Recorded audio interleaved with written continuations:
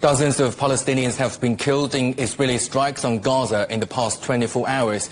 Meanwhile, food shortages remain critical, with the United Nations calling for immediate opening of all border crossings. The UN says concerns about the Israeli and the U.S.-backed Gaza Humanitarian Foundation, which began distributing food on Monday, should not be a distraction. While the 11-week blockade has been partially lifted, aid flow is still strictly controlled by Israel. Warnings of famine continue. Today, instead of sending my son to school, he carries a pot and goes to the charity kitchen. Under what law or human right is this acceptable? What about this child's human rights? We in the Gaza Strip are hungry and thirsty. People are collapsing while walking because they are so hungry. There is no food in the Gaza Strip. For the love of God, we want to eat. We need a solution. Well, our correspondent Rami Almeghari is in Gaza now. Rami, so give us a sense of the current mood in Gaza, and has there any change in the aid situation at the point?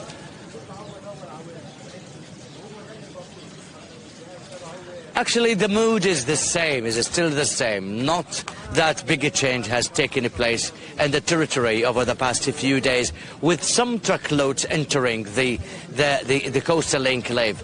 About more than 150 truckloads have entered so far via the Israeli commercial crossing Kerem Shalom, and that's what the Israeli army has stated, that they have facilitated the entry of those aid.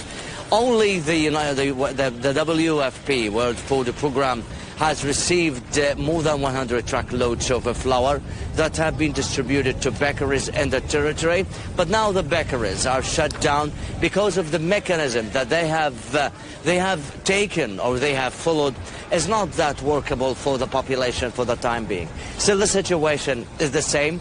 No truckloads, no further goods have entered the territory so far, except for the mechanism that has been invented by the Israeli authorities themselves with the help of what is called the Humanitarian Foundation, Gaza Humanitarian Foundation, that is said to be American.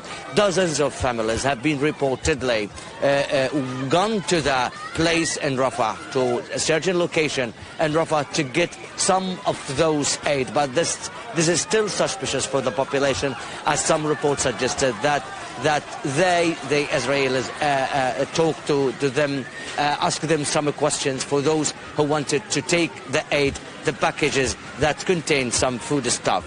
That is the situation. The famine is over. The famine here is looming over the territory unless more truckloads, unless regular truckloads of aid enter the Gaza Strip. This is regarding the aid. Regarding the continuation of Israeli army strikes, they have been continuing over the past 24 hours, particularly in the northern parts of the Gaza Strip, where the Izbit Abd Rabbu neighborhood had 17 people killed within an Israeli airstrike overnight.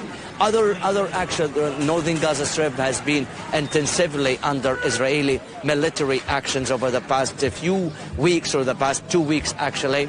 And also the Khan Yunis, the Mawasi area and south of the territory, there have been strikes and bombardments on some tents, displacement tents in the area, killing several people over there. In the central Gaza Strip, there was another strike in the Deir al-Balah town, and another one actually in Nusayrat refugee camp in central Gaza Strip. So, and the evacuation orders by the Israeli army for the population of the Khan Yunis area and south of the territory are still the same, with more people being flooding into the western parts of Khan Yunis from east to the west in displacement, maybe for the 10th times in the past war that has been ongoing for the past 20 months actually.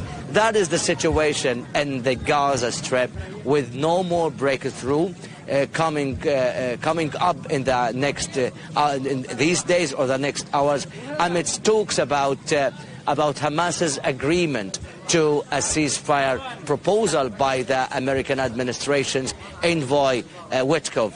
Yes, so far Israel has not responded to those reports.